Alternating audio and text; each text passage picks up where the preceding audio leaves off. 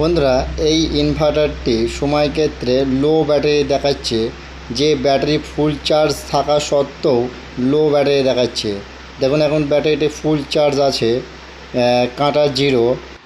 এই ব্যাটারিটি ইন্ডিকেটার যেগুলি লাগানো আছে দেখুন জল ঠিকই আছে, এই উপর পর্যন্ত আমাদের ইন্ডিকেটারটি আছে, যেমন জল ঠিকই আছে। আর এই যে লাল দাগটি দেখতে পাচ্ছেন, এই পর্যন্ত জল আসলে জলে খুবই লো, মানে জল নেই, জল দিতে হবে। এই পর্যন্ত যখন নেমে যাবে তখন জল দিতে হবে। এই ব্যাটারিতে প্রত্যেকটা সেলফে কিন্তু জল আছে, দেখুন ইন্ডিকেটার সবগুলি উপরে আছে, একটাতেও কিন্তু খালি নেই। ইনভার্টারের সুইচটা এখন অন করছি, দেখুন এই যে আমাদের ইউপিএস মোড অন, তার মানে ইনভার্টার চালু হয়ে গেছে। এম্পিয়ার মিটারে লোড আছে 20 এম্পিয়ার সামথিং কিছু বেশি আছে। ইনভার্টারটি 10 মিনিট চালানোর পর তারপর কিন্তু ব্যাটারি লো দেখাচ্ছে। এই সমস্যাগুলি খুবই সাধারণ সমস্যা, আপনারা খুব সহজে ঠিক করতে পারবেন। দেখুন বন্ধুরা, বলতে বলতে ব্যাটারি লো দেখিয়ে দিল ইনভার্টারে। এই সমস্যাটা সমাধান করব, আপনারা ভিডিওটি দেখতে থাকুন।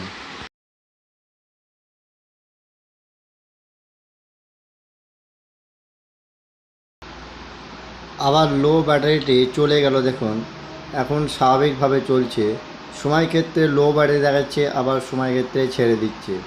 দেখুন প্লাসের যে কানেক্টার আছে, প্লাসের কানেক্টারটিও ঠিক আছে ব্যাটারির। এটা আমি এম্পিয়ার মিটার লাগিয়েছি। এই ব্যাটারিটির পজিটিভ লাইনটি কোনো মরচি পড়েনি, আর নেগেটিভ লাইনটিতে মরচি পড়েছে। সেই জন্য হয়তো আমাদের এই ইনভার্টারটি সময় ক্ষেত্রে লো ব্যাটারি দেখাচ্ছে, আবার সময় ক্ষেত্রে লো ব্যাটারি দেখাচ্ছে না। এই নেগেটিভ তারটি এখন খুলবো, দিয়ে ভালো করে পরিষ্কার করে আবার লাগিয়ে দেবো।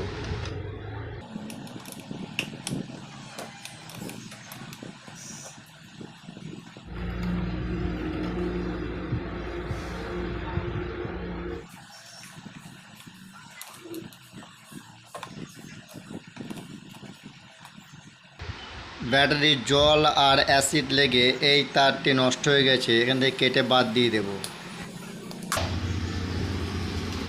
ব্যাটারি কানেক্টারটি ভালো করে পরিষ্কার করে ভালো করে মুছে দেব, যাতে কোনো মরচি না থাকে।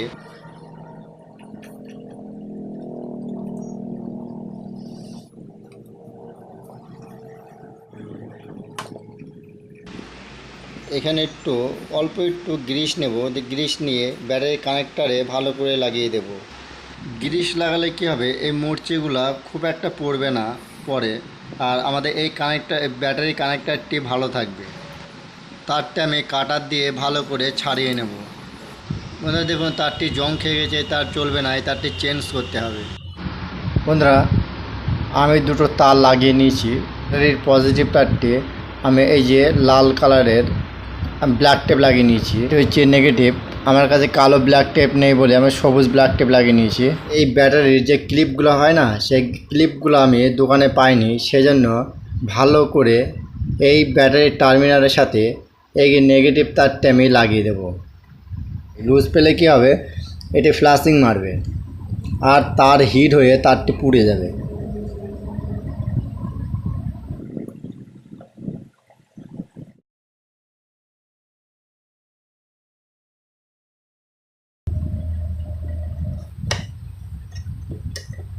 রেঞ্চ দিয়ে ভালো করে টাইট করে দিচ্ছি, যাতে লুজ না পায়।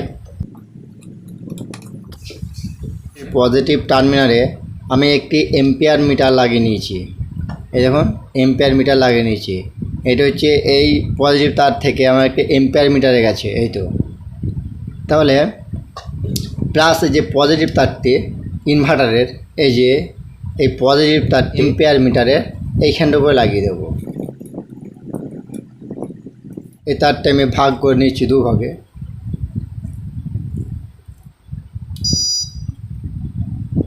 খুব করে শব্দ হলো না, তার মানে ইনভার্টার লাইন গেছে।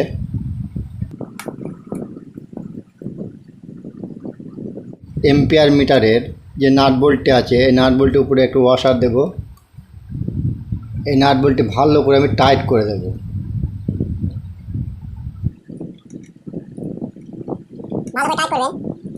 হোক ব্যাটারি টার্মিনাল হোক যদি লুজ পাই তাহলে তার প্রচণ্ড হারে হিট হবে। যেন আমি ভালো করে টাইট করে নিচ্ছি।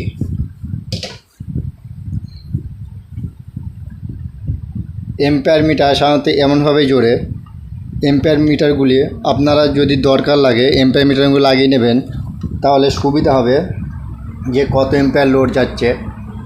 বন্ধুরা, আমি ইনভার্টারের ব্যাটারির দুটো তার দেখুন লাগিয়ে নিয়ে সম্পূর্ণ সেটিং করে ফেলেছি। পাওয়ার প্লাগটাও লাগিয়ে নিয়েছি আমি।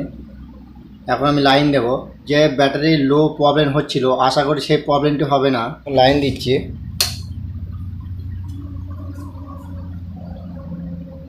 আমাদের ইনভার্টারটা এখন চার্জ হচ্ছে।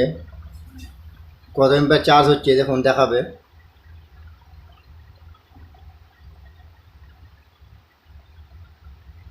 21 এম্পিয়ার মতন চার্জ নিচ্ছে।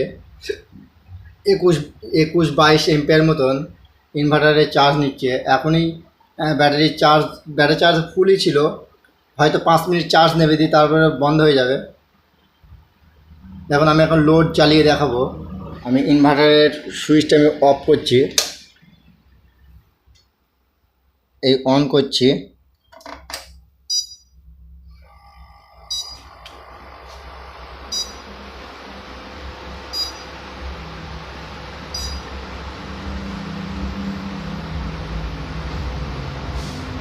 আশা করি লো ব্যাটারি দেখাবে না,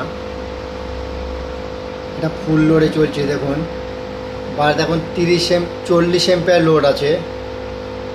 3টে ফ্যান চলছে, 3টে ফ্যান, এলইডি বাল্ব সব কিন্তু জ্বলছে। দেখুন দোকানের টিউবলাইট, এই যে ফ্যান, ওই যে দুটো লাইট।